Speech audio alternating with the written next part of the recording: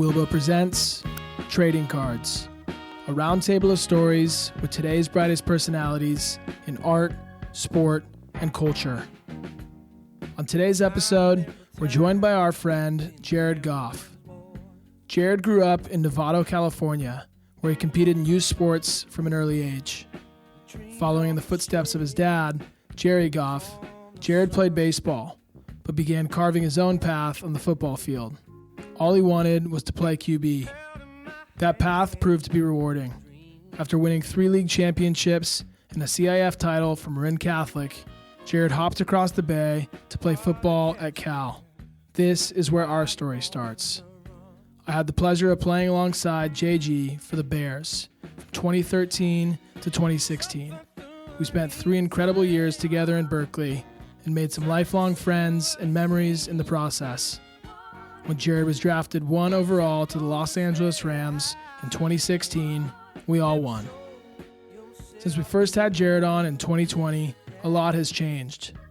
Like going to the Super Bowl, where he took on Tom Brady, and being a 3-time Pro Bowler, to being traded to the Detroit Lions and working alongside the organization to bring the magic back to Detroit. On a rainy afternoon in LA, Will and I sat down with JG to reflect on the highs and lows, how he's developed as a leader, and set our sights forward to hear a little bit about what we can expect from the boys in Detroit this upcoming season. I'm Robbie McInerney, and alongside my brother Will, welcome to Trading Cards.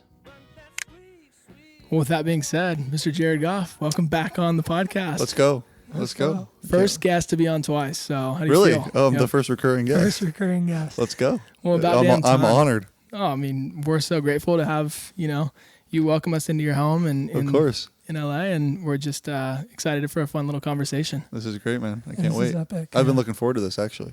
But a lot has changed since the last time we had you on, JG. I mean, from what we're doing and what you're doing and where you're playing. So it's kind of fun to regroup and now kind of reflect on what the last several years have looked like. And I know we got Quincy, Jared's dog, right on the lap, which is great. It's a full lifestyle. Buddy, you're gonna either have to stop moving or get off the couch. All right. Yeah, here we are. So we did the pod, the first one, how many years ago? It was 2020.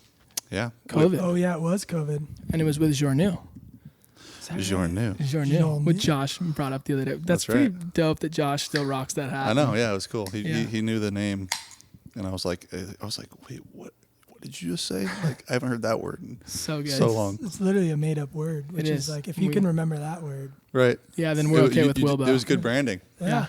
Truly. Yeah, totally. But Will and I got our feet wet in the South Bay. And we went to Nick's, we went to Shellback, and had a couple of bevies. So we feel quite at home. Good. Right? We came in like, all right, let's set up. Let's get it going. Let's get it going. I love it. Yeah. I love it. But there's been a lot to celebrate after this past year. I think Will and I were just talking about the idea that because we have so many buddies that are playing, professional sports, baseball, basketball, football, we're not very team-oriented. We're player-oriented. Sure. There you go. So if you go from, the Rams to the Lions, we're Lions guys through and through. And Will and I were just diehard this year. And part of that is we didn't really have a football team until the year you got drafted. Love it. So it was like a married experience where it's like, okay, the Rams are moving to LA and they're drafting Jared. Let's go. So it was like kind of this unique experience where I'm like, I guess I'm a Rams fan. But then, as soon as you depart, I'm like, okay, I have a decision to make. And it was obviously an easy decision. Right. And all my friends laugh at me now because there's no one in LA that's a Detroit fan. Right. And so they assume I'm from Detroit, which I take some of, like, I'm tapped in enough with 313 culture now. There you go. I'm like, I have a friend who's from Detroit who lives in LA now. We watch all the games together. Yep. And one of Will's best buddies has been playing for the Tigers, too. Yeah. So that's right. It's a win across the board. That's right. There's not a lot of people who made the jump with me, but those who did stand on the wall and know that there's been some ups and some downs. There's been some ups and some downs, which is why we look up to you so much because of how you've carried yourself as a leader and a player and a professional QB. And it translates to business and life. And there are so many peaks and valleys but your consistency and your poise throughout all of it has been so admirable. Thank you, buddy. So thank you. Yeah, we're excited to dive into that, deeper in a second. But I think because the first episode, or the first time we had JG on, we dove into background history, growing up in Novato. Jared and I obviously had a fun few years at Cal. Oh yeah, when we played football just a together. couple. It's a little bit of fun. Just a couple. Yeah, I tell the story of JG right before he got drafted, and he's like, "Hey, buddy, what are you doing?" And I'm like, "I'm just chilling." It's like a Tuesday night, week before the draft. He's like, "Do you want to grab sushi?" I'm like, "Let's do it." And we're eating sushi in downtown Berkeley, and I asked Jared a question, and he's not responding, and I look up, and he is choking on a piece of seaweed, like red. And I'm like, dude, I remember that. If I'm the guy that is now with Jared, and he is gonna choke before the draft, I'm fucked. Those long pieces of seaweed can get stuck in your throat, and I was like, I had to like reach in there and pull it all the way out. Yeah, but with seafood and sushi, you go one speed. It's your favorite. Yeah, and unfortunately, I've been trying to work on that with Kristen. That's one of the bugaboos she has with me is the speed at which I eat, but sushi puts me on another level. Yeah. Actually, Kristen would love this, but there's this trend going around where your significant other tries to eat at the same speed as you. Oh, there is. She'd have no chance. And I don't. And the hard part is I don't realize I'm doing it. And to be honest, it stemmed from growing up. I was so skinny. Yeah. So skinny growing up all the way through high school, even through college. You remember in college, and I felt like in order to like eat more food, I had to like get it in before I got full. Yeah.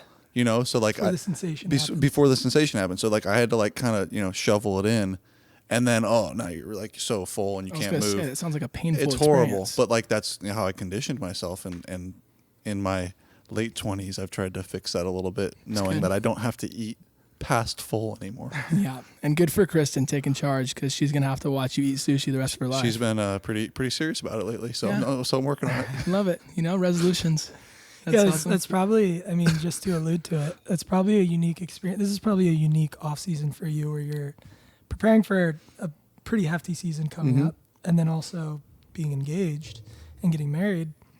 Is that public information? Yeah. Oh, yeah. Sorry, he's growling. Okay, I was looking over sure there, if that was and he's no. Yeah, it's absolutely public information. Yeah, it's fun. We got engaged almost 2 years ago now, and planned on a 2-year engagement, and now the time has come to make it official. And yeah, this summer it'll be great. A lot of our friends and family will be there, and it'll be a fun time. It's gonna be really fun. Congratulations. We're excited. As Will alluded to, there's just a lot to look forward to in the new year. After you and Kristen tie the knot, I think the momentum building into the new year is really, really fun. And it's been such a journey this past year to see. And I mean, there was magic in the air in Detroit this year, and we felt it here in Southern California. And it was really special to be a part of that championship game in San Francisco. Yep. I was lucky enough to go up there, and the first half I was on cloud 9. I lost my voice, and then it just happens. It's how the game works. It's tough. Sometimes it goes that way, and still stings, and still hard to think about. But yeah, it happens. Mm-hmm. Exactly. But before we get into kind of the nitty gritty, I think a good place for us to start, and Will and I discussed it, is that transition from spending several years in LA. Really, with a new franchise in a new city, or I guess an existing franchise in a new city, a lot of new energy, building culture, the whole thing. And then what happened is you obviously had to transition into a new organization with Detroit. Right. And so when that moment came about for you in LA, where you recognized, whoa, I'm no longer going to be the QB for the Rams. Wow, this is kind of interesting. What was your initial thought? And one of the questions I have is, how did you think about how you were going to apply the experience, knowledge, and kind of the most important lessons that were formed in LA now in Detroit? Yeah. It's this answer is probably easier to give to you now, 3 years removed from it. At the time, I wouldn't have been able to have this perspective on it. In hindsight, it's the greatest thing that ever happened to me for my career and my development as a human. But yeah, I was shocked. I was confused. You're all the different emotions of what happened. When did it go sour? How did this all go this way? And so that lasted for quite some time. But then I think very, very soon after, very soon after that was the feeling of like opportunity in Detroit. Mm-hmm. And that was really like the overwhelming emotion once I, got to talk to Dan and got to talk to Brad and got to get out there to Detroit and really, see the city and get to experience it.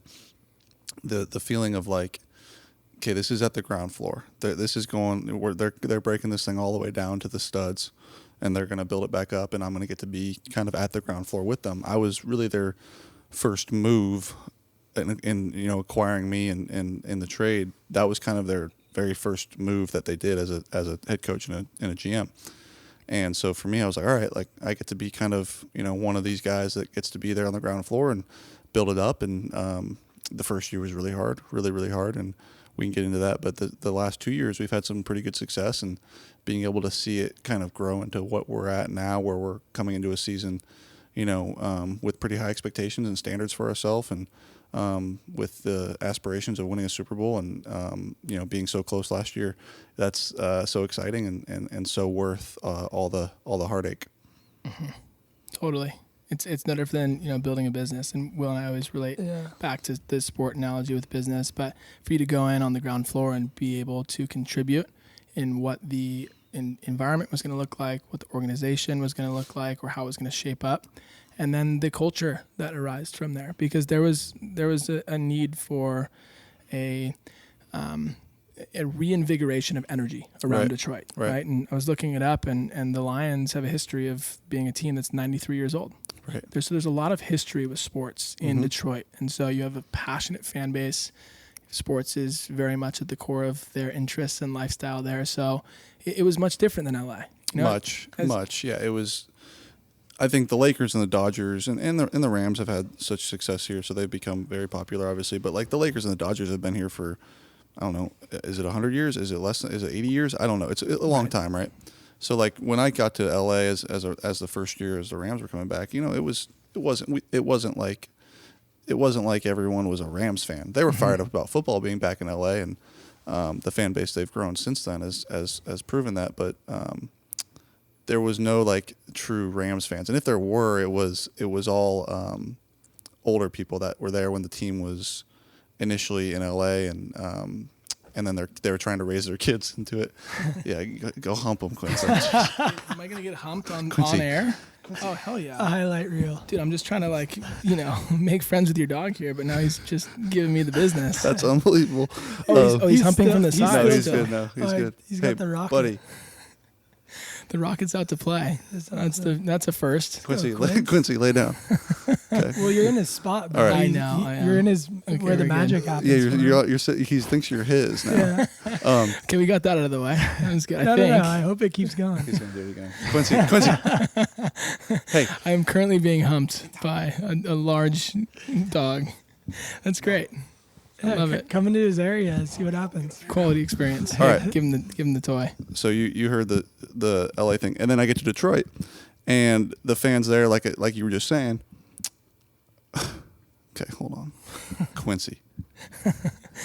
Yeah, whisper in his ear. We're gonna do that. I didn't know I was gonna get action in the South Bay. I have a girlfriend now, which is crazy. Early action. Damn, wow. Okay, wow. Quincy, you stay over there. Come over here, brother. Yeah, you're next. So yeah, the fans in Detroit, it's so like ingrained in them, and it's the whole state of Michigan has one football team, whereas in California, there was 4 when the Raiders were here. In the state of Michigan, it's either UM and Michigan State, and then it's the Lions and the NFL, and then Tigers and Wings and Pistons, but. It's so ingrained in the culture there to be a sports fan and to raise your kids to root for the Lions or the Tigers or whoever it may be, and that's been so fun for me to be a part of and to give those fans something to like really be proud of in the last couple of years. For sure, and I think like something that's so unique about Detroit, and in the 3 seasons you've been there now, Yep. Being able to kind of tap in. Now my Twitter feed or X feed is just like all. Detroit people, and just seeing like, I think Robbie and I grew up in Southern California. We'd have 10 fans at our baseball game. I went to UCLA at one point. We were number 1 in the country. It would be hard to get 1,500 people out there because you're like the 30th most fun thing happening in LA exactly, that night. right, yeah. So then you make that transition to Detroit, and like you say, like the heartbeat of the city, like whether you're having a good day or a bad day depends on did you win, that last game. And what's been so special to witness is like feeling that. And like Robbie said, there's such an analogy that, you can apply to business where, a lot of times you have to fight through that like nitty gritty, but that feeling and that energy, that buzz that's around it is what like propels you. Like, for example, I think first season you guys were 0-. We were 0-8 to start, or like 0-10-1 or something. Like, you had the Steelers. You had an opportunity. Yeah, we had like a tie Steelers. against the Steelers. Like we were 0-10-1, 0-9-1, something like that. And then you have that vintage moment where you throw the game-winning pass to Amon-Ra in those. We'll call them ugly gray jerseys, but you like them. I like the gray jerseys. I love the gray jerseys. Well, the gray jerseys are an omen of success. Yeah, I love them. So we love them. So therefore we love them. But, in that moment, and like even as small as that is, you can be like, what, you won one game? And it's like, no, but I mean, now in hindsight, like you say, with perspective, that one win is really, there's a lot of like sequential moments that you can kind of benchmark between that season and, the most recent one, right? Where you like can feel that buzz and feel that, momentum, and it's so special. I think Detroit is such a unique city for that. Right. That game was so special. And again, we're 10-1,000,000, whatever, and with the same thing at Cal, your first year, year, a win, right? Yeah, it's like you just find different ways to lose games, and it's so frustrating. And that week, actually, there was the shooting in Michigan at the school at Oxford, and being able to like win that game in that fashion that week, it was special. It was like there were so many circumstances that made it so special, and being able to win that for obviously we were able to get our first win, but for the families and the people in Michigan that were hurting, it was cool. It was really special, and it's not often you get those opportunities, and when you do, and you get to put a smile on people's faces who haven't had one in a while, it's awesome. Bigger than sports, bigger than football. Right. And the work that you've done with JG16 as well to contribute or be a participant back to the community has been really cool. And just to see the efforts that have gone into it, the success and the response on behalf of your efforts with JG16 has been awesome. Yeah, it's been fun. That's been like so fulfilling for me, and being able to meet those kids and get to know them and see how smart they are and what their vision is for different things, and just opening my eyes to so much stuff. And I was, fortunate to grow up and, be able to afford high school and go to a nice school. And I got a scholarship to Cal, but if I had not, my parents would have helped me, go to college and all that. So being able to help kids that, were a hell of a lot smarter than I was, and a hell of a lot more talented, and able to do some cool things, and being able to help them achieve their dreams. It's really cool and fulfilling, and hopefully they feel the same way. Super cool. What's interesting as well, and this is another kind of concept or theme that we want to tap in on. I was fortunate enough to be able to. Get him, Quincy. I told you it was going to be a problem. Oh, it's all good. No, this is part of the elements. Part of the. Jared's about to like zap him on his phone. No, I'm about to close those shades. Oh. Yeah, our podcast is not, like the sound quality is not our, forte, or we embrace natural sounds, right? If we're in the environment and we're shooting on location. Like we'll probably leave the beer part in. For sure. Everyone just wait for us. We're grabbing beers. Yeah, let's grab beers real quick. If you gotta take a leak, go do it. Good. Yeah, there's Quincy, can you just be good for just a little bit? Jared created a pillow barrier around me so that Quincy doesn't hump me, which is awesome. Thank you. Good luck. Grateful. He's looking for something. Yes. What's interesting is that, I got to experience you as a leader and developing your skills at Cal initially for 3 years. And then you go on to play for the Rams, and there's still development being done. And how you've traditionally carried yourself as a leader is more through action. You lead by example. Right. What we recognized, and maybe you can speak to this a bit, but when you got to Detroit, there was a new leader. And it was more dynamic, more confident, that leveraged. You're talking about me. You. Yeah, sure. Yeah, Mr. JG. I'm like, yeah, who's that? Who's that? Captain's badge. Right. You kind of... Lay down. I think you came in with a new fire, and it's been really interesting to watch as you've led not only through your actions and through your playing, but now as a vocal leader as well. Has that been an interesting transition, or has it just been natural for you? I think it's been natural. I've just gotten older, and you get more comfortable in your voice. Yeah. And I think there was an element to being empowered that happened in Detroit with Dan and a lot of the coaches and the people there that were like, dude, no, like, you go. Like, this is your thing. You go figure it out. Where, as a young player, that wasn't always the case. And being able to be there and hear them, give me those keys and, like, let me fail to an extent, like, let me make the mistake and not feel like, the sky is falling if the mistake is made, and grow and learn. That's the only way you do. And, be coached in a way that they're empowering me. And that was special. And now I'm going into year 9 and feel like, I'm just scratching the surface of that, hopefully, and can look back on this in 3 years and be like, wow, yeah, I'm such a better leader now than I was then. So you're always growing and improving. But, in the last 3 years, I think you find your voice, you get a little bit more mature, you understand how to lead in different ways, and that everyone doesn't respond the same way. And then, I've learned a ton from Dan. The way he leads, I think, is really special and one of a kind. But just seeing him do it daily over and over and over again, guys respond to it. It's been really fun.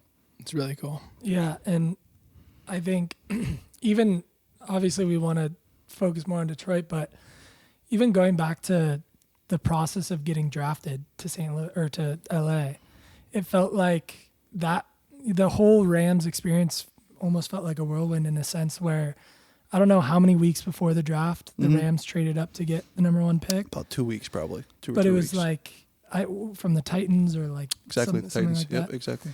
And for those 2 weeks, from how long the media is covering the draft and the combine and everything, and then in those last 2 weeks, it's like, oh wait, the Rams have the first pick and they're going to take a quarterback. It's probably going to be Jared. And so, like, even that process of like, oh wow, now I'm going 1. Right. Now there's going to be a different set of expectations. Absolutely. And then you get to the Rams and you go through a coaching change. You go through, playing in the back end of a season and then starting a season and then taking them to a playoff. Sure. And then the next season you go to a Super Bowl, and it's like such quick success, quick like learning and transition. And then next thing you know, a season or 2 see you later. Yeah, season or 2 later, it's like, you're not good enough, or, we want to move a different direction. Right. It's like, it's such a, what's the classic saying, NFL not for long. Right. Yeah, so it's like, you come in and you're given these, like you say, keys, or, sure. You get to learn, but then all of a sudden it's like quick switch, especially in a city like LA. Yeah. And then you get a fresh start in Detroit. Right. I mean, it was such a unique situation, getting drafted here, sure, and like being the first year back here and being the number 1 overall pick. It was so such a massive amount of expectations, obviously, but not expectations that I was like not ready for. Right. I was ready to go and like, this is great, and didn't feel like it was too much or anything. And I don't think that ever was the case. And then as time went on, our expectations and our standards grew so high, and we go to the Super Bowl, and then things don't go well for 2 years. And it's like, well, I ended up getting, basically told, hey, we're going another direction, like you mentioned. And getting into the why and the how is like kind of, Quincy, you're just killing me right now, Quincy. Yes. It's unreal. I'm just grateful that I'm the most attractive one here. Let him get some action. Well, let me try to continue. Getting into like the why and the how and the like, why'd you get traded? The whole thing, like it's not. It wasn't my decision. I don't know. I'm not the one to ask that question to. They obviously have had their success since, so there's some justification there for them, sure. But I've also had success since. I fight a lot of my friends on that, by the way. Yeah, well, thank you, but it's all right. Yeah. Everyone runs a different race and at different speeds, and it's I had a lot of success in LA, and a lot of times I'm super grateful for. But at the same time, like in the grand scheme, when I'll be able to look back on my career, I wasn't there. I won't be there. Have been there for that long. Like, right. I've started for 4 full seasons there. Right. And this year in Detroit will be my 4th full season starting there. And that's kind of what I told Robbie about, is I was like, even though it feels so fresh that Jared's in Detroit, it's about the same time. Yeah. It will be after this year. Yeah. Right. It will be close to, it'll be the exact same time starting. And I think that'll kind of like be able to make it make even more sense where you're like, oh, you weren't even there for that long. And Right. as I grow older, hopefully I'm in Detroit for a long time. I'm able to say, okay, I was in Detroit for 2/3 or 3/4 of my career, and in LA for just a small part at the beginning and a part that shaped me. And I say this all the time. I'm so thankful for my time there. Obviously the good, but also the bad. Right. Like the hard times made me so much better, and being neglected in whatever way you want to say, and being shipped off, and a lot of people sent to a place to die essentially is what a lot of people think it was, and I was never going to allow that to happen. And I'm fortunate enough to be around a lot of really good coaches and players in Detroit that support me and help me reach my potential. I think the important thing there that you hit on, which I couldn't agree more with, is that there's two ways to approach, a trying time, right? There's one way to, approach it as a victim. Oh shit, why did this happen? It's such a bummer. Why me? Right. Kind of thing.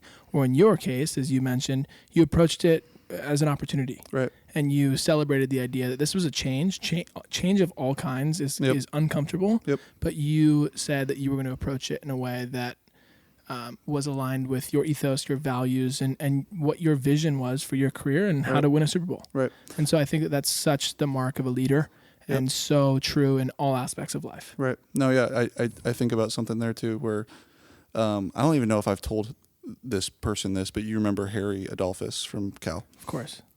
So Harry and I have, we text back and forth here and there through the years, and he sent me a text sometime in that summer when I got traded and hadn't played the season yet. But he's like, you should read this book. And it was The Obstacle is the Way by Ryan Holiday, which I don't know if you know of that book. Ryan's great. And I don't know if I ever finished it, but I read a lot of it. And I don't know if I've told Harry that, like, hey, that book was awesome and it helped me a lot. But it did. And it was true. Like the obstacle of okay, you want your team to be great. You want to be great. In my instance, I want to win a Super Bowl, and I want to get us past this ground floor to a grander state as a team. And how do you get there? Right through the middle. Yep. There's only one way to go. There's no easy path. There's no magic pill. There's no, hey, maybe we can cut the corner here. No, it's you got to go right through the hard stuff. You got to go right into it head first, and you got to go through it every single day, and find a way to show up every day. I have a little thing in my locker, buddy. That's enough. I have a little thing in my locker. Our player development guy gave us these mirrors. We're supposed to write a word on it, and I wrote the word consistent. And you see it every day, and everyone writes a different word, and for me that was my word. And it's about trying to be the same guy every day. Mm-hmm. How can I, when things are as bad as it can get, as bad as things can get, we're 0-10-1, whatever we were, 3-13 at the end of the year. How can I show up the next day and be that same guy and the guy that our team can rely on? It's evident, in your actions, how you carry yourself as a leader and a quarterback and the face of the franchise through the peaks and valleys, highs and lows. I hit on it earlier, but your poise through all of it has been so clear and so admirable. And so I think that you're so on the money in thinking that, the obstacle is the way, like Ryan Holiday speaks on, the I guess what's the quote, the best way out is through, or right, correct. Whatever. Yeah. That's it. And it's the same thing, and there's so many analogies, and I beat a dead horse here all the time just thinking about the analogies of sport and business. But my dad always shared with us, he goes, hey, listen, consistency, patience, and then also the willingness to do the little things right for a long time consistently is everything. Right? Through the good times and through the bad times. Right. Who are you when no one's watching? Yes. And in your business, I'm sure you could cut corners here. You could save cost here or there. Absolutely. You could find a way to make some money back on something, get a percentage back on something, but no, you're going to do it the right way, or whatever is the right way for that consistently. Yep. Or it's are you going to hire somebody and pay them less because you're trying to save money, or are you going to pay them what they deserve? Yep. You got to weigh that option all the time, and you pay them what they deserve because that's the right thing to do, and it ends up, in the long run being the best thing for you. Absolutely. Another guy that, is close friends with Andy Bark, has become obviously close with you, and my dad knows him briefly as well. I just listened to the episode that he did with Simon Sinek, who is someone I look up to. He speaks on the power of why, You know, people don't buy what you do; they buy why you do it. Yep. But the point is Michael Gervais. Oh yeah. Michael Gervais and you have linked up a bit and have spent some time together to develop your leadership skills. And what would you say that, you know, few points or takeaways in your learnings through Michael that you've applied to your profession? Yeah, he's been great for me. And we met in high school at the Elite 11 years ago, and he was always working for the Seahawks. And so I would always see him like twice a year playing for the Rams. I'd see him, hey, you know, pregame, whatever, you know, stay in touch over text. And ironically, I had planned to, like, you know, just meet with him and start doing some work with him in the 2020 off season. I get traded, and it was like, you know, the synergy of it was you know, divine timing to be able to have somebody like that in your corner when you're kind of going through this transition crisis mode of trying to figure things out. And he's been tremendous. He really has. He's changed the way I see things. He's changed the way I process things. He's changed my perspective. And yeah, he's been really good. We've been, you know, working together now for 4 years, and throughout the season, you know, we'll talk on the phone, and in the off season we'll have our, you know, meetings every so often. And yeah, I can't say enough about that dude. And I don't know if I've ever spoken about how we work together publicly, so this will be cool to do finally, is that, you know, how beneficial he's been for me and the impact he's had. It's awesome. I think there's something so just misrepresented in sports in general is like a lot of, I mean, you can definitely attest to this, but a lot of these trying times are happening also at the same time as being 23 and 24. And crazy. 25. It's like, I think about it. I stopped playing baseball when I was 22, and the next 2-3 years after, like, obviously I'm making a transition from sport into work, and a lot of just like figuring out identity and all that stuff. Yep. But doing that in the bright lights, especially when, you know, something as big of a change from LA to Detroit is, and kind of the stuff that comes along with it, all while being, how old were you, 25? When I got traded, I was 25. Yeah. And so, like, I think, you know, between the narrative of, you know, being a quarterback in the NFL and just the things that come with that, and then also being 25 where you're still trying to figure out your own identity, even outside of sport, that's such a weird kind of crossroads to be at just mentally, and to keep that composure. Obviously, you learn to compartmentalize certain things and how to separate work or sport and your regular life. But, you know, I even think about, it's only getting more and more intense with both NIL in college, and then, you know, you see quarterbacks come into the league this year. And I mean, this season there was more starting quarterbacks than any other season, with injury and first year QBs. Well, not even first year QBs, but just the carousel and the changing of guard. And it's like, there's so much expectation on, with, you know, like you said, not being allowed that opportunity to fail and learn and stick with it. Yeah, that's a problem at quarterback right now. Right. Like it is in the NFL, and it will be, and it won't change because there's too much money in it. But these guys get, you know, they have 2 years to figure it out. And if they don't, they're gone. Right. And it's like, well, what if you give them 5? I don't know. They used to. They used to in the old CBA. They used to give these guys all sorts of years to figure it out. And now, for whatever reason, you may call it social media, call it, you know, owners getting less and less patient. These young guys get 2 years, maybe 3 if they're lucky, to figure it out and prove they're a good player. And if not, they're moved into probably a backup role and have to try to fight it out from there. Yeah. Do you, like, you guys played Carolina this year, right? Yep. So for example, like with a guy like, spacing on his name, Bryce. With a guy like Bryce, who's going through that, and you experienced that, obviously you were thrusted in towards the back half of your rookie year. But is there kind of words of wisdom now that you have perspective? Obviously his circumstance is a little different, but him being first overall, that you would give to a quarterback that's going through that. Yeah. Don't expect it to get any easier. Like, this thing's hard. Our job is hard, and people rely on you. And like I said earlier, my whole thing was always try to be the same guy every single day. And maybe that gets you to a second contract, into Super Bowls, into the whole thing, and you're starter forever. And maybe it doesn't. But at least you can leave it knowing that you were the same guy every day and you gave it all for your teammates. And if that doesn't work, you did the best you could. Right. Not everyone's gonna make it. It's unfortunate, and I do think Bryce is a great player, and I think he's got a great chance. But you never know. He'll have a chance to prove himself this year, and I think he's gonna do great, and they'll go from there. But it's a year to year. Our league is. It really is, and Very much so. It's sad. And I was thinking about this while you were talking, but the one of the greatest things I have going for me is my fiance and my family that were like, and friends like you guys that were like behind me through all this. And some of these guys unfortunately don't. Mm-hmm. And I was lucky to have that, where the day I get traded, I'm like, Kristen and I were boyfriend and girlfriend. She's working as a model out here, and I'm like, will you come to Detroit? She didn't even hesitate. She's like, absolutely. So epic. So like having that as a rock or a backbone to, what I'm able to come home to, and then my parents and my family and my sister and cousins and friends like you guys that don't care either way if I throw 5 touchdowns or if I throw 5 picks. Having that support system allows you to play pretty freely, already having that type of love in your life. It's really cool.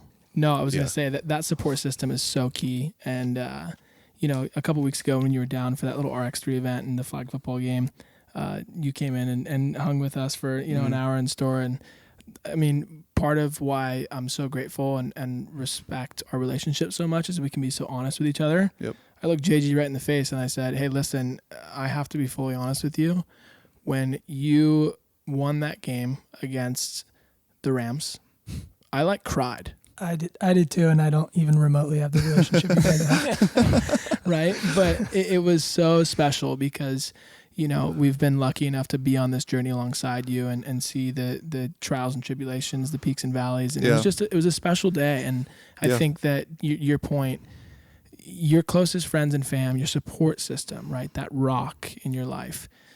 Yeah, we want to see you succeed. Do we think any lesser of you if you have a bad game or a great game? No. We're just happy to see you succeed, and in moments like that, it's super special. Right. So that was really cool for our whole crew. Yeah, I mean, it's funny because obviously I didn't bring this up, but my first memory of you is actually being expeditiously hungover at Stonehenge. Oh God. Wow, the good memory. Holy smokes. I was at Stonehenge with my I don't think I'll ever go back there, but yeah. I don't know how popular that place is in Berkeley. Like We used to your hands rip are that shaking. place. Yeah, totally. I had my face down, like just hungover because it was my first visit to Robbie at Berkeley. Yeah.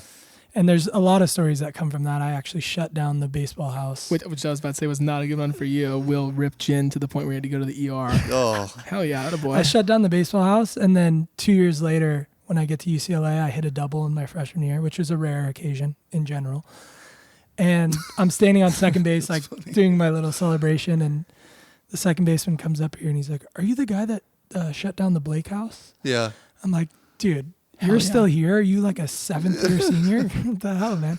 But anyways, obviously don't have the years and friendship that you guys have, but I boycotted when the Rams were in the Super Bowl. All my buddies were like super stoked to go out. Went down to the desert, had money on fucking whoever it was they were playing. Yep. But either way, it's, like Robbie's saying, it's like, it transcends, sport obviously is made such a huge deal, but the relationships and, just that whole nature of sport and having that support group, that's what it's about for me. And even when I watch my teammates or people I played against now in MLB, it's the same sort of deal. It's like you having that insight, you realize it's much bigger than wins and losses and that whole thing. But no, it's been such a fun experience. I think that's like a big thing that Mike helped me learn, Gervais, is and like really understand and like have perspective on is like what matters is what you have in your life. And like we're so glorified as athletes, and we get so much attention because we play football and play quarterback, and our salaries are public, and the whole thing is like so crazy and bananas, right? But being able to know that you have like real relationships and real love in your life and joy and the whole thing of course you want to win a Super Bowl. You're pushed so hard to be so good professionally, and you push yourself every day and off season, the whole thing. But at the end of the day, you get to come home to a great life, and that's like that allows you to play freely, which allows you to win those games, which allows you to win championships and do the whole thing. Without having that piece, it's so hard. It's so much more pressure on yourself. It's so much more serious and so much more teetering on every play, which you can't play that way. It's impossible. Right. So being able to have all that around you allows you. It's like, it's kind of ironic that build it out around you first, and then that allows the thing you really want to go well. Well, that was a good segue, because I think I was reflecting on kind of where the conversation was, and a lot of it was like transitional, hardship, all that. Sure. But what's been understated thus far is how exciting Detroit has been, and how much there is to look forward to, how incredible last season was. Even going into last season, there was high expectations. Yep. And you guys more than delivered. Obviously, you probably would have want to see that NFC Championship through and then see what happens in the Super Bowl. But nonetheless, like, such an incredible season to be a part of, to watch you, I'm sure, from your end. And, going into this year, you see the trade deadline go down. The NFC North is stacking up because they recognize that the Detroit Lions are for real. Yep. And that my favorite moment of the season was going into that NFC Championship game when the journalist was like, the 49ers roster has so-and-so. And it was kind of a slight at Detroit's roster and your guys' ability. And I think that's a perfect segue of, as we talk about you coming into this new leadership position and having a different voice. And, I think you can take it from there. But yeah, that moment kind of went like viral for whatever reason. I wasn't trying to be like rude to the guy. I think you're all good. Good. Cool. I was just like, that's our own. It's red. I see it. Sweet. Yeah, that's our own like beat reporter that's been with us for 3 years. Like, you haven't been in San Francisco. You know what our team looks like. Yeah. Why do we got to talk about how good their players are? Talk about how good our players are. That's like how I felt. Yeah. Are we like privileged to play this game because they have a bunch of good players? Like, is that what you're saying? Like, so I was like, okay, like St. Brown was first team All Pro, like Penei Sewell was first team All Pro, Frank Ragnow, like Sam Laporta. Like, you want me to keep going? I know they have a lot of good players. Yeah, so do we. I know they're really good. So are we. And that was kind of my point of like, I have this like. I probably need to drop it pretty soon here because I'm going to hopefully be in Detroit for a long time. But I have this thing with our local media where like they almost like relish in negativity at times. Mm-hmm. And maybe that's what gets clicks and that's what sells. But it's no longer what they need to live in. Like, hey guys, like we have a good team. We've had success. Like, we can be happy about that. We can celebrate that and not have to write about how like we're constantly the underdog. Like, no, like teams are going to be gunning them for us now. Like, we won the division and all that. And I'm probably overthinking it in my head just because it's the chip on my shoulder and the competitor in me. But in that moment, I was just giving that guy a hard time. I actually really like him. But I think that's great. And the message that you sent though as well is so valuable because your teammates see that and you know what they think. Hell yeah, he's got my back. Well, yeah. I mean, if I wasn't being honest, like someone tell me. Exactly. Like, I know they have good players. I know they've got defensive player of the year in Nick Bosa and the whole thing. And like, look at our roster. Let's go. I mean, like we've all got good players. Mm-hmm. And I guess the point was like, like we're here to stay. Like this isn't like some fluke season where we're, where we just caught lightning in a bottle. And it's like, no, like we've got good players on our team. We've got good coaches on our team. Yeah. And you can see that in just the structure that was built. Right. Like you said, you coming to Detroit was kind of the first, piece of the puzzle or the first, little pawn of the puzzle. But you can feel that structure being built. Right. And personally, I think the way you delivered it was really well received because it came from like such a place of like confidence, but not arrogance. Good. And it felt like I wasn't. Yeah. Who's training you on the media front? Who's your media Nobody? trainer? Nobody. you've Those always guys- been pretty like solid. dialed. Yeah. Yeah. I think that's so good. And remind me the name of your guys' OC, your offensive Ben coordinator. Johnson. He's staying, He's staying. which is huge. Huge. That was the one variable going, Mm-hmm. into the offseason where I was like, I wonder what's going to happen. Because he's a highly sought after cat. Absolutely. After this last year. He had plenty of opportunities to leave, and for 2 years he really did. He could have left the year prior as well. And for him, we're lucky. It's not about the money for him. Mm-hmm. It's not. He loves coaching. He loves being around us, and he's a very rare type of person in that way. And I'm very thankful for him. Yep. Will and I were talking about this as well, and unfortunately, Josh Reynolds is not coming back. Yep. But your guys' synergy and your chemistry was really strong this year. Amon-Ra is the same thing. Laporta on the offense. One of the questions I have for you is, in this leadership role as the QB, face the franchise between on the field, in the clubhouse, and then out of the clubhouse or off field. How are you developing culture and chemistry amongst your core guys? Yeah, I think you have to hang out with each other outside the building to Yeah. have real chemistry. Like, we can all go to work and go to meetings and walk past each other and go to practice and go home, and that's not going to do it. Like, Right. you have to hang out with each other outside the building to build chemistry. And we want to. Like, that's always Yeah. the good part, is like you have friends on the team that you want to hang out with. You're not just like forced to hang out with each other. So, you create, I don't know, have parties and have friends over and have guys over like this and watch the game or something. And, but it's not like I'm doing it for the purpose of like, It's not transactional. no, like, oh, I need these guys to come over so I can build chemistry. No, they're my friends, and we're all Has we're a all friends. magician and a petting zoo set up in On the house. way out. Right. How's our chemistry? Yeah, I am getting like older though, where the point where like the younger guys, like, you have to actually be intentional about that, because there is a little bit of a different a part of life. I'm getting married and hopefully having kids, and a lot of these guys are how I was coming into the league, single and 21 years old, and in a completely different part of life. So, being intentional about building those relationships and making sure they know you and you know them. And I think if you're authentic and honest and prepared, I've always said, like, if that's what you do as a quarterback and you're prepared, you're good. You're good. Yeah, I've always never really known what an NFL locker room is like. Obviously, baseball, the roster is nearly half the size. But is it the case that at least have a relationship with all 53 guys, or is it 53? Yeah, I pride myself in that. Yeah. I do. And again, it's not like I'm, I haven't talked to that guy, I should probably go talk to him. Yeah. No, I just have always been that way. And Robbie played with me at Cal. Like, I'm friends with all the guys, and I like talking shit. Robbie I like was talking. the backup kicker. Right. I was like the 18th string kicker. So. Yeah, so that's a And testament to JG. Yeah, exactly, right? But actually, the thing is, and I had this conversation the other day.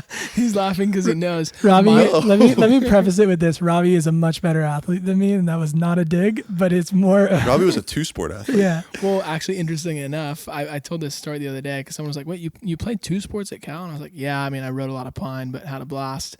And going into Cal, I didn't tell our staff at Cal, football being, that I was playing baseball. Yeah. And Jared came out to me and he goes, "Dude, are you playing baseball?" I'm like, "Oh shit." Like you're doing something secretive. Yeah. And I'm like, "Yeah, I am." He goes, "That's sick." So I had Jared's stamp of approval.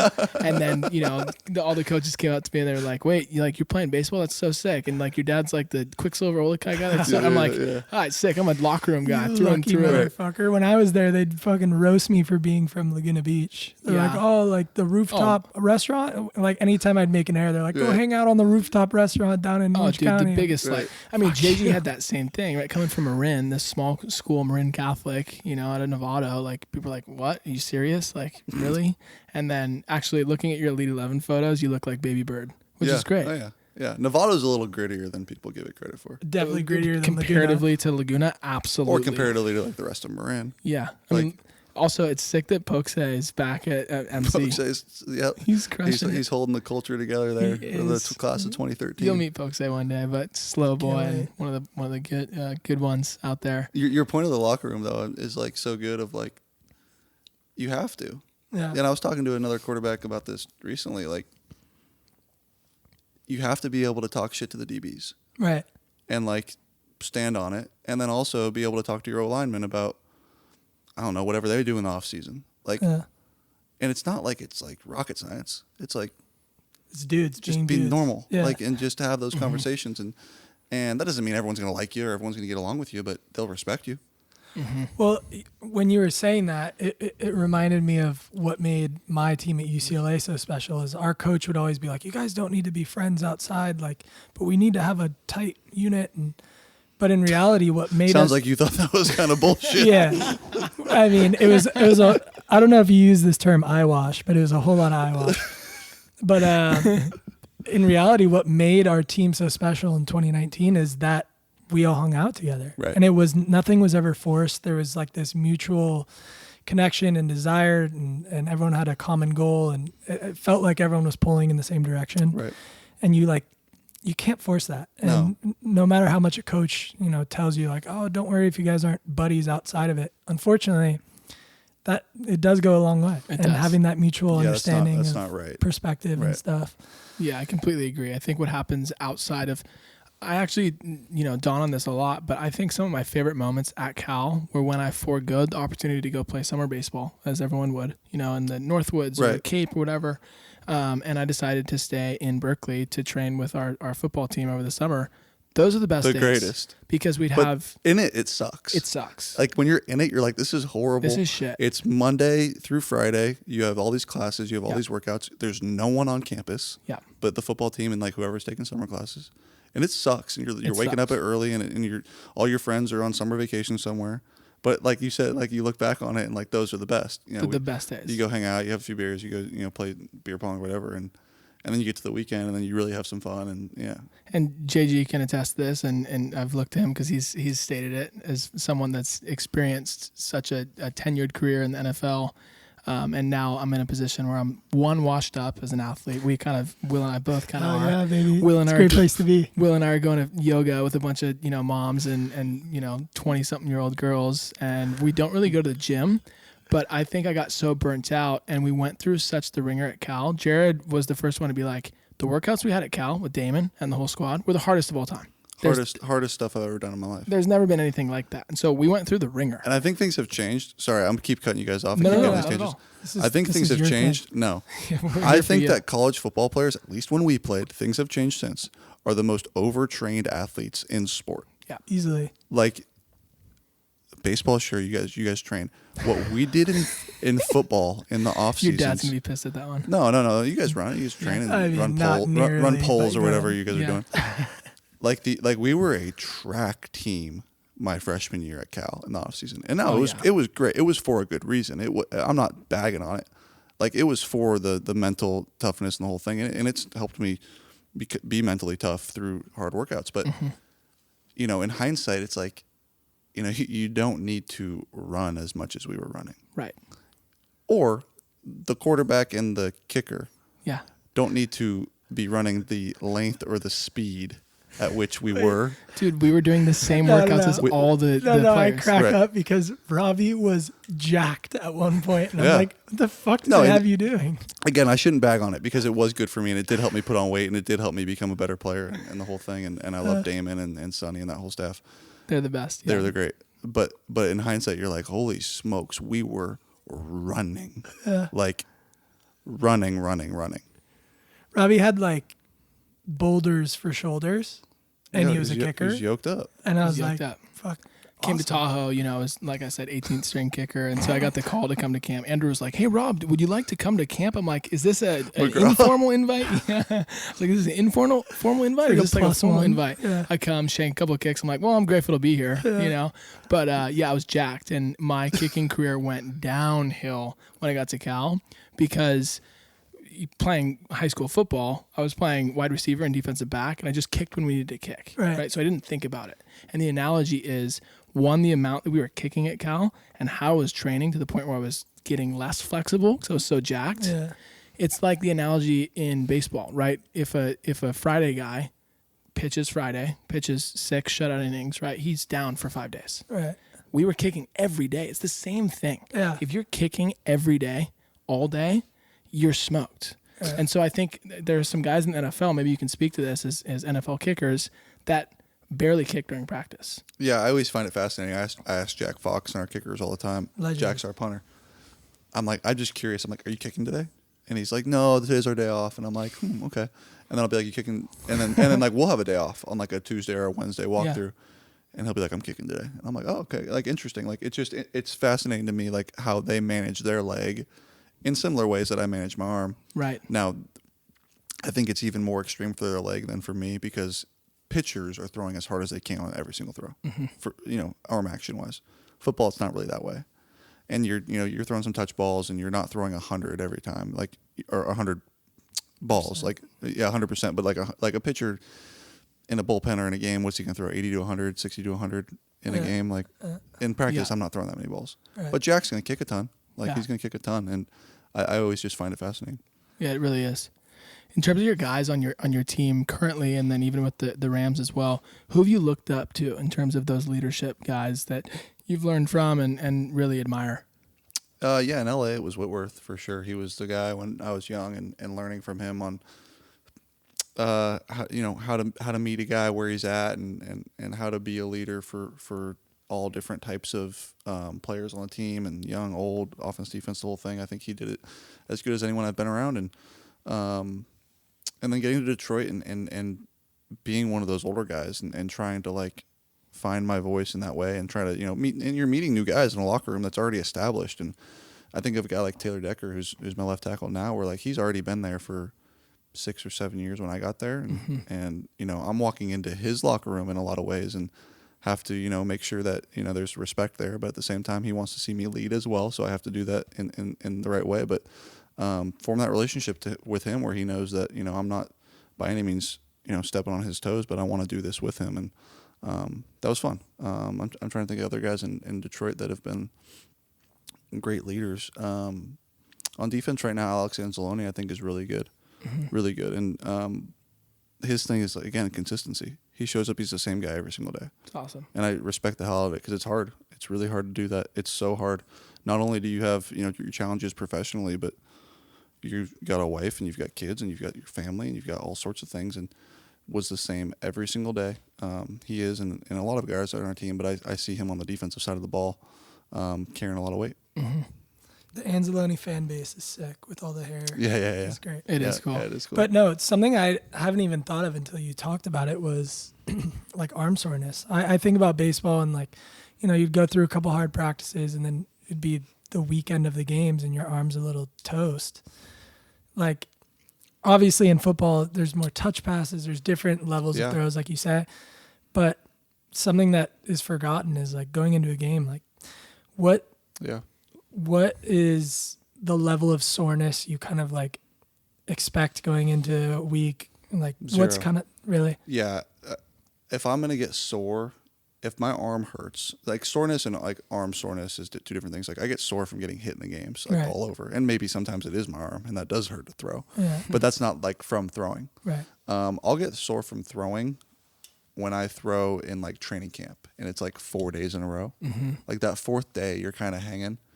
But I've been lucky. I've never had like a super sore arm where like I need to take days off. Now I'm getting older, and who knows, like, that could come down the line for me. But I haven't needed days off yet. By the time game day comes around, I'm always fresh. We always have Saturday off.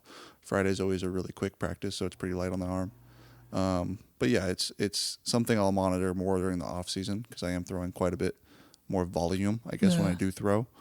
And I could talk about arm soreness for a while, so you got me going. But I've always said it's like what part of your arm is sore? For me, I get forearm. Yeah. And I get like deltoid. Okay, so it's very similar. Yeah. Because like for me, it's like that elbow area, the forearm. It's below my elbow, which is always good. Yeah. If it gets up there, it's no bueno. UCL. Like you don't want that. Is UCL a common thing? It happens if you get like grabbed, right. like you saw Brock Purdy. Yep. Yeah. And I think Josh may have had an injury to it as well. But yeah, it's always for me. It's about how much volume are you throwing within a certain amount of time, and obviously, like that's the whole thing. But if I don't if this is your tank, and every time you throw it goes here, and then it slowly builds back up, right? And I'm taking reps. You're explaining Fortnite like recovery. Well, right. I was thinking, what's the fucking Mortal Kombat? Exactly, right. It's the same thing. You drop down one, and if you don't give it time to get back up to 100, you just keep you're working in a deficit. Yeah. And you work in that deficit for too long, you're going to be pretty sore. You're going to you're going to get injured. And so that's always my whole thing with who I'm throwing with is I'm like, hey, just give me. I'll throw as many balls as you want. I've had like a really healthy arm. I need like at like the 45 mark. I need like 2 minutes. Yeah, and that'll be fine. totally. Yeah, I mean, I know the arm soreness is like a very fascinating topic for the viewers here. But yeah. Who can relate here? Who can relate? Totally. No, but I even think about just like they just turned it off. Will we can stop? Yeah, no. I think about like just even certain throws that come to mind with you because for whatever reason, I don't know the X's and O's. I don't know zone defenses, man coverages, but like I know those kind of comeback routes that you always do, especially the one. What's funny about that? What was it? I think it was against the Bucks when you had that 2nd and 9 or whatever it was to seal the game. Rams. That was right. Duh. 2nd and 9. Yep. Duh. Mm-hmm. But it almost felt, maybe aside from you, that everyone on the field didn't even realize that sealed the game. I know. I didn't know. You didn't know either. So yeah, it was just kind of like you're in the zone. Again, I don't know like, how interesting this will be for like the broader fan base, but No, I can get it's into okay. like the nitty gritty of like This is the for me time, now. the time management of that. Well, that's why Will's here. Will's so just dialed when it comes to game, memory and the whole thing. So I'm like, Will, like I watch the game, every game, but your ability to call out certain details is epic. Go ahead. So I'll explain after. What happens in most games at the end of the game is how many timeouts they have, and the fans are the same way. They have 3 timeouts under 2 minutes. If they have if they have 0 timeouts under 2 minutes and you get a first down, the game's over. Period. And so there's some formula with 1 timeout and 2 timeouts, but that's like the easiest one. What happens most of the time is you have a first down, you have a second down, you have a third down, and you convert on the third down. And then you right away you look up and you know how much time, and you know it's either over or it's not. Like you can just know right away based on timeouts and how much time's left. We converted on second down, which is more rare in that scenario at the end of a game because most teams are trying to get to third down to get them to use the timeout to waste all their timeouts so that they do then convert on third down. Ben he's like, let's just convert right now. He did the math. He did the math was done on the sideline. Ben's like, why would we wait? Just convert right now.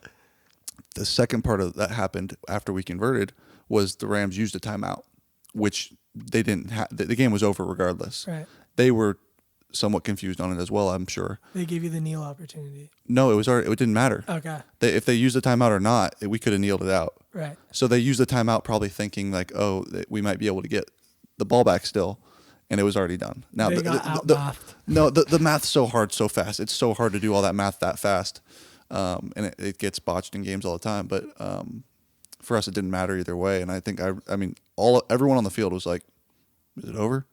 Yeah. And then I remember going to the sideline and I saw Dan take his headset off and like unclip it. And I'm like, are we taking knees? And he's like, fuck yeah, it's fucking over.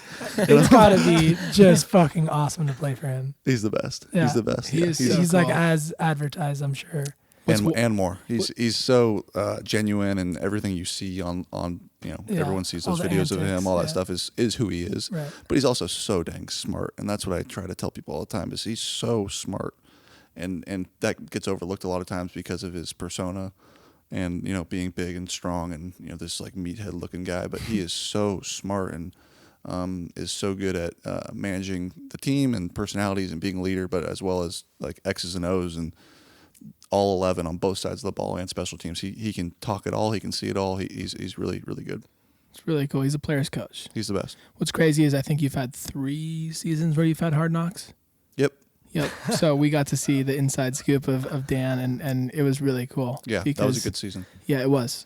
Probably more enjoyable for you than the first one, which was wild. My rookie year, yeah. Yeah, I mean, again, you go 1-1 to the Rams, to a new team in a new city. That city happens to be LA. Right. Hectic, and then you have Hard Knocks as another variable. So that was just a wash. We had Hard Knocks, and we had the first year of the Amazon show that was in season. Hell yeah. That no one probably ever saw it because it wasn't advertised very well. So we had the cameras, the NFL Films cameras, from the moment I got drafted and I landed in LA till the very last day of the season. Wow. So call it 8 months. There you go. That's what you're talking on. Yeah, it's developing as a human being and as a player. Impossible. In the spotlight. Totally. And sorry. Go ahead. No. So this time around, we did it with Detroit, and I have done it this is my 3rd time doing it, so I'm familiar with the crew at this point. And I had talked to the director named Shannon. She's really, really good. and we have a friendship. And I said, Shannon, I'll do anything you want for Hard Knocks if you can not put cameras in the quarterback room. And she said, deal. And so the quarterback room was my safe haven. We'd go in there. We could talk all the shit we wanted. We could eat our lunch. We could say stupid stuff that wouldn't be caught on camera. You could work. You could actually like have work. You could take a nap during training camp if you need to and not have to worry about being filmed. Right. So that made it a whole lot easier. That was going to be my next question is like, to the fan, we love Hard Knocks because you get it's great. It like gives you that perspective that you don't see, and it kind of humanizes a lot of people. They obviously cut out the portion of cutting people because, in today's day and age. But I guess my question was like, describe kind of the parts of Hard Knocks that make it, undesirable as a player. The invasiveness. Just like, invasive. It's gotten better as time has gone on. Like I experienced it 8 years ago and then 2 years ago, and they've gotten so much better, and I've gotten better at managing it. Like, and when you're a rookie, you just say yes to everything. You're like, yeah, sure. You want me for that? You want me mic'd up for that? You don't know you can say no. You're like, this is the NFL. You just say yes. So again, like that's a perfect example of me being like, hey, no cameras in the quarterback room, and they understood. They're like, got it. And I did a couple more interviews for them, or I was mic'd up for 2 more practices for them, and no problem, right? Easy. But during my time that I wanted to be not on camera, I was able to enjoy that. Totally. Which is like such a fair thing because at the end of the day, you guys were preparing for such a hefty season, and like with the expectations and, even thinking about it now, you guys have acquired some pieces, you guys have X draft picks coming up. What is similar from last year going into this season, and what feels different after, making it to the NFC Championship? Yeah, it's a lot of it feels similar. Our expectations have certainly rose, and so have our standards, and everything that we want to be. I think last year we were in the playoffs and we were ready to win a Super Bowl, like we were. But a lot of those guys, it was their first time playing in the playoffs, and I think sometimes until you go through it, you aren't able to like be ready for everything that it is, and the finality of it. If you lose, like it's over, and there's no way to prepare for it until you go through it. And I do think that will help for us in the future. Is we have a younger team last year that went through that experience. That now, if we're fortunate enough to get back to the playoffs, we'll have had that experience. And not that it's not like a negligence from last year. It's just fact of that you didn't have guys that played in those games, right, and now you do. Right, and that was gonna be my question as well. So you hit it on the head. I'll pause for 1 sec. Jared's making us dinner reservations right now in MB. So, but you hit it on the head in the sense that I was gonna ask JG. Hey, looking forward and now thinking about the upcoming season, what are you most excited about, and how do you approach OTAs? That's where it starts in my kind of opinion, or I guess my idea of it is, hey, you're parlaying momentum or experience lessons from the previous year, and so when you get to OTAs or you guys get ready for training camp, what does that look like for you? What are you most excited about for the upcoming year? A ton. I'm always excited to go back. I come out here for the whatever month or 2 or however long we're out here, and then to go back and to kind of like separate, relax and recharge and work out with like work. And so like being able to like fly back out there and be like, all right, cool, now I get to go to work and like be around my teammates and like put in efforts that are hopefully going to culminate in a championship. That's the fun part. And being able to appreciate that journey now is really, what's changed perspective wise of like, yeah, you want to win the Super Bowl, you want to win the MVPs, you want to win all this stuff, but like that's the fun part. Like we were talking about earlier, this is the fun part. And now, yeah, do you love like working out, in a certain way that they do it in OTAs, where the first 3 weeks you can only run and lift, and you can't throw, and it's like all these weird rules about like what you're allowed. No, it sucks. It's stupid, and it's an agreement that the PA made, but we deal with it and we work through it. But I think it's fun. I always do. I think it's fun to be out there, be around the rookies, build those relationships, like you said, and be able to go back to work. Well, go ahead. Well, I was just going to say, I think what's so special about your group and the Lions is like no one's external expectations can match your guys' own expectations for Right. yourself. Fact. And you guys like have set such a standard there, starting with Dan and then to you and Brad and Ben and all those guys. But that, like, even going into this year, it's almost like there's not really much bulletin board material you can have because nothing really outweighs your guys' own expectations in a Sure. sense, where it's like, Mhm. now you guys have the unique opportunity to be like, to kind of show the world that last season wasn't a fluke and it's Right. only like a stepping stone and, Right. continuing that growth and the growth we've really seen in 3 seasons, from whatever as we talked about, 1-11, whatever it finished, to the COVID season, to the season you guys rattled off like 9 wins in the back half of the year, into this season where you were 12-5 and literally a quarter away.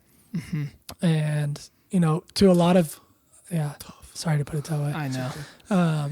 But to a lot of fans, they're like, oh, that was a fluky season. And it's like, but when you really think about it, you can see the incremental growth year Right. over year. Yep. And this is just another, It was done the right way. right. It was Right.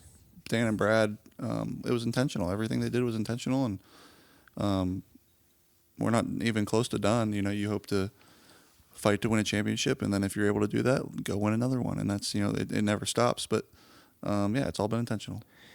I'm blanking on the team. I don't know why, but the last 2 regular season games of the season this year, you guys had a loss, I believe. We lost to Dallas. Dallas. And we beat And- Minnesota. You guys lost to Dallas, and I was talking to Pops about it, and he goes, "Oh, it's such a bummer." They had it, the whole thing. My take was, hey, 1, it's regular season. 2, actually, it could be a great way to motivate the squad No doubt. Yeah. and have that carry into now the playoffs. The same applies in this sense, with the championship game being a bitter ass taste Yep. in the organization's Yeah. mouth. You apply that now to the upcoming year, and you build off the momentum. You build off all of the energy that's Yep. been cultivated there in Detroit, and Yeah.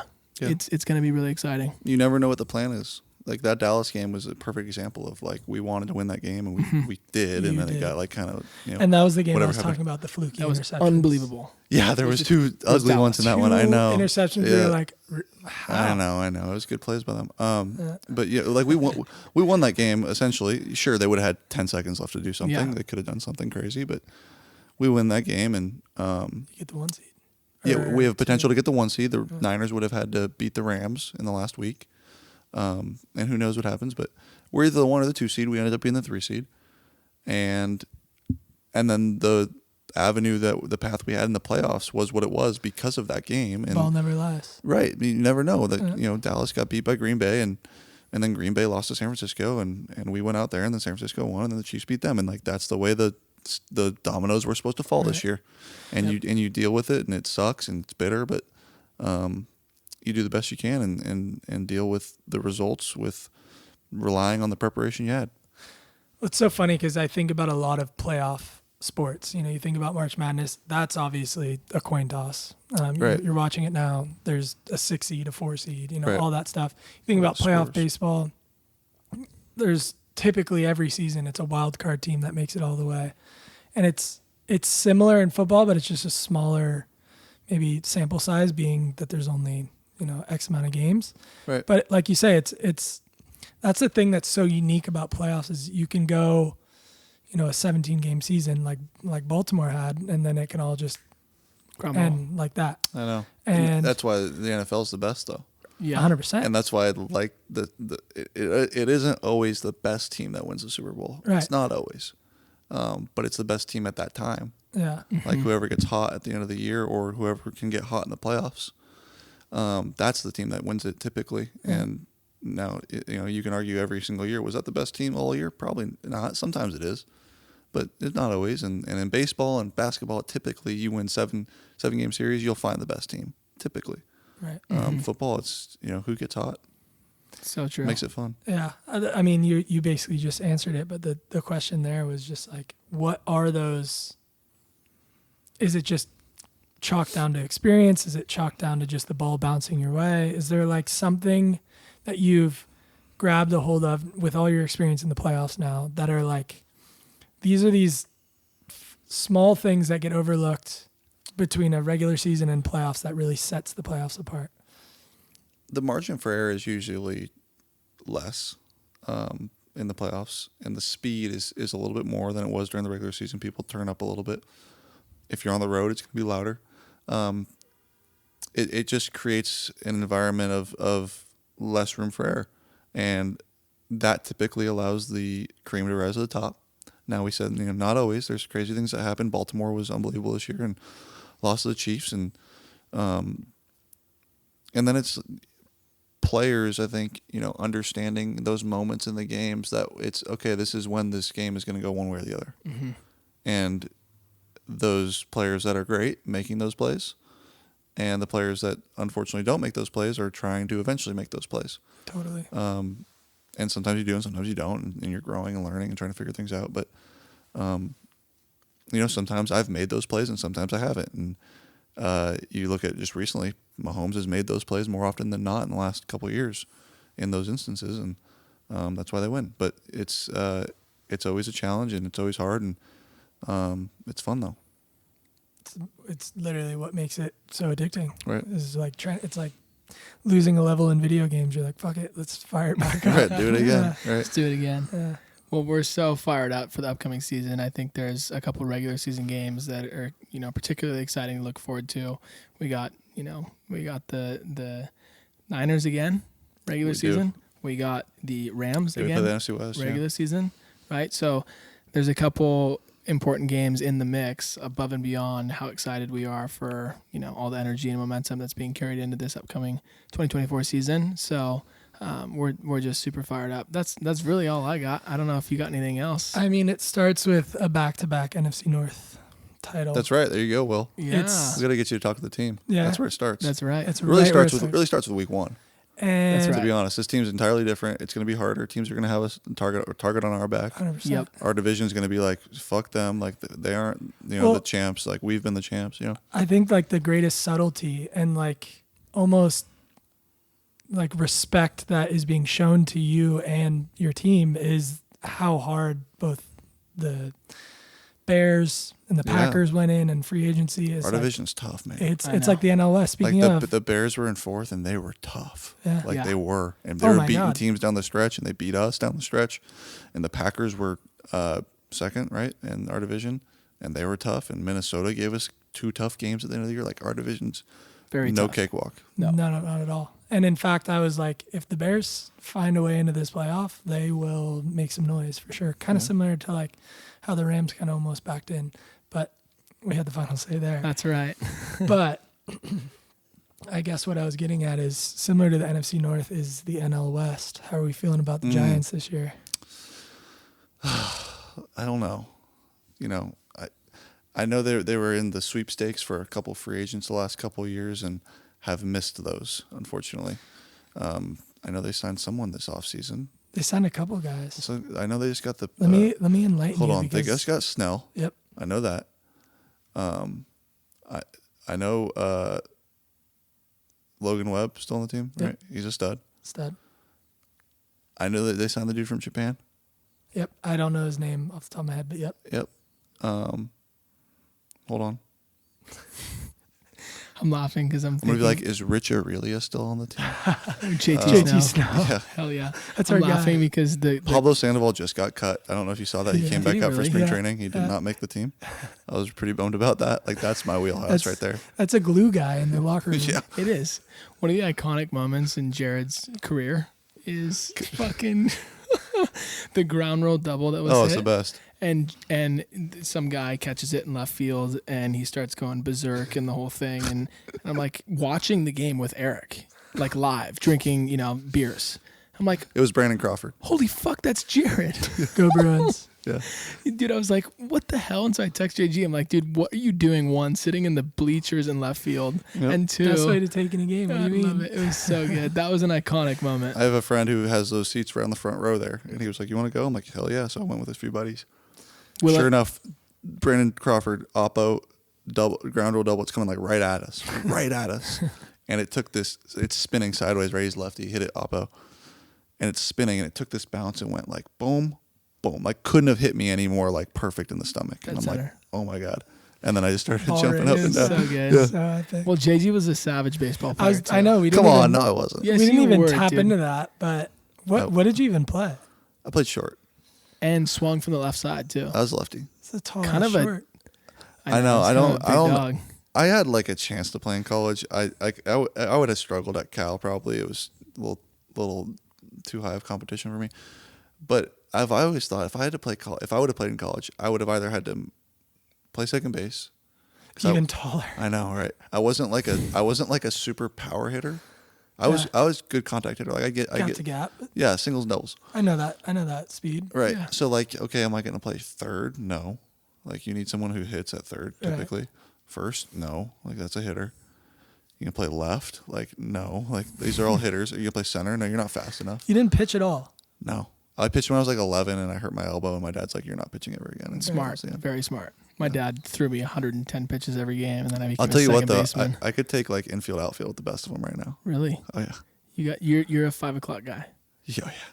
Yeah. Let me take some grounders. Let me get some fungos and me and you turn a pair at the 4-6-3 real quick. That was my MO, baby. My pregame was just dialed, and then I was like, all right, let's assume the position on the bench and drink some Gatorade. Glove never closes in my infield, outfield. Just Super butter.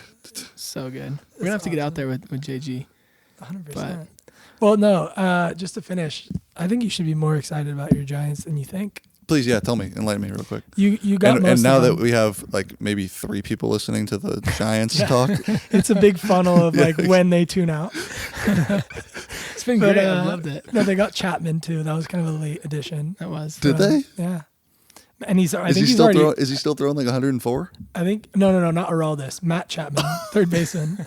No, but that's what I was thinking too. Yeah. Matt Chapman's great. He was with the A's forever. Is He's- Aroldis still in the Yankees? Araldis might be with the Rain. I don't. To be honest, Okay. this is out of my jurisdiction. at Okay, this Matt point. Chapman, third baseman. Matt Chapman, third baseman. I saw that actually.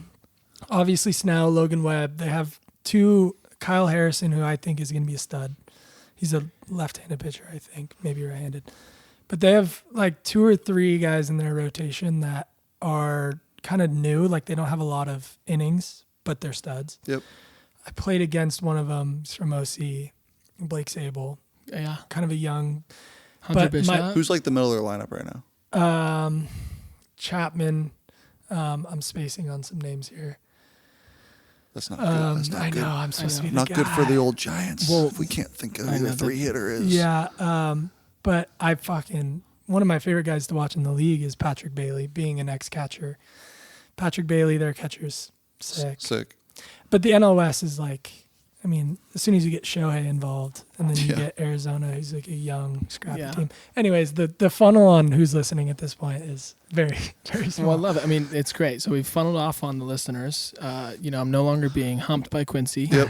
And we have a great dinner lined up. So I'm stoked and just so grateful for the conversation, JG. Super fun. Thanks for spending the afternoon with us and welcoming us into your Thanks home. for having me. And then big things to expect from the Lions as we move into the fall. Yeah, lock the fuck in, boys. Let's go. Here we go. JG the man. Thanks so much Thank for you, having boys. us. Appreciate it. Cheers, brother. Cheers. Thanks for listening to Trading Cards. For more information, you can visit us at wilbousa.com or follow us at Wilbo. To join us at one of our upcoming events, please see the calendar page on our website, or if you're in the area, visit our Laguna store at 353 North Coast Highway. We look forward to seeing you.